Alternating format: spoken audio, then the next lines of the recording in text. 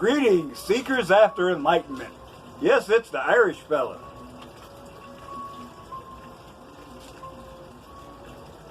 Today's subject is the announcement of a new series entitled The House of Knowledge.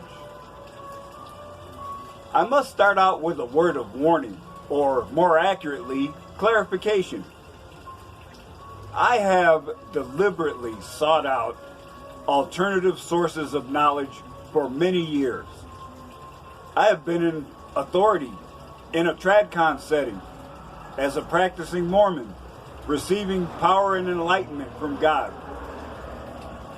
I have been alone in nature, receiving power and enlightenment from God as well. My language, when speaking about these experiences, will drift from TradCon to hippie and back. I consider myself spiritual rather than religious. As the man said, been there, done that, got the t-shirt. I emphasize that this series is not an attempt to convert you to any sort of organized religion whatsoever. If you have a spiritual path that provides fulfillment, by all means continue. I have no desire or ambition to become a cult leader either. I'm too lazy to work that hard.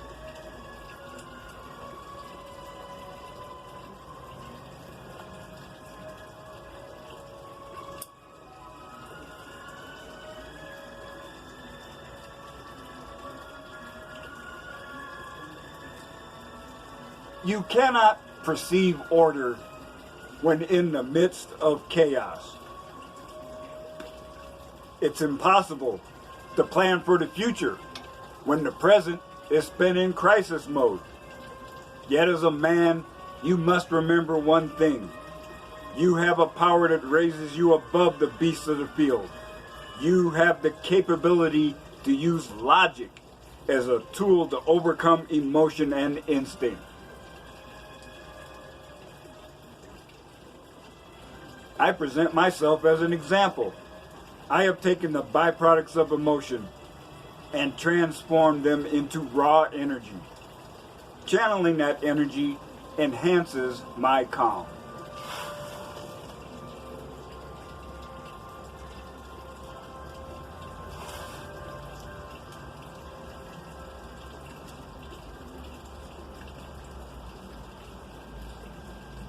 When you are still, relaxed, and quiet, then you can achieve communion with the infinite.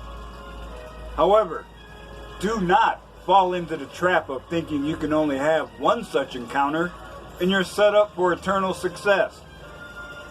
Just like taking the red pill, perseverance is the key. Tapping into something of a higher power level than your own is not only difficult, it is hazardous. So self-awareness is vital. Now I have a question for you to consider. What is the greatest, highest, or most powerful development? Which path has the most value? You can get arguments from many practitioners of spirituality, religion, and red pill philosophy and receive a multitude of answers. But we know personally there are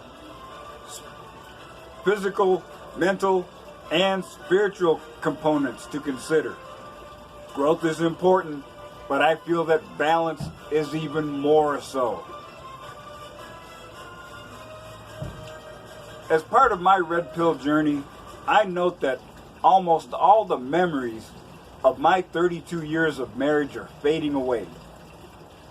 Those years were not all bad, just too many bad experiences that overwhelmed the good memories still present.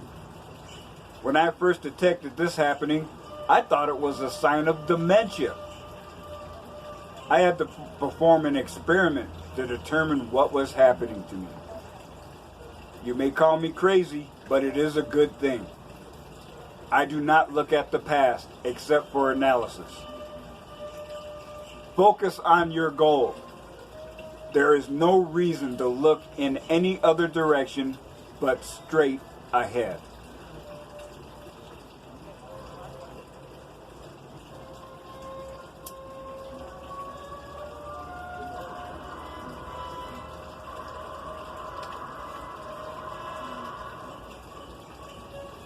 True spiritual growth is an intense personal experience. I can provide guidance, but I cannot take those steps for you. It is something you must do alone. As a monk, I survive, thrive, and prosper.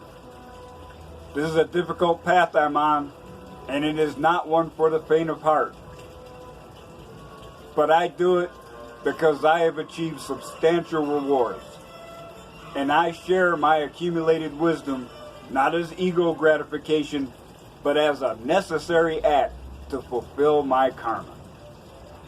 It is my fervent hope that you find something of value in this series as you continue on your own journey towards enlightenment and serenity.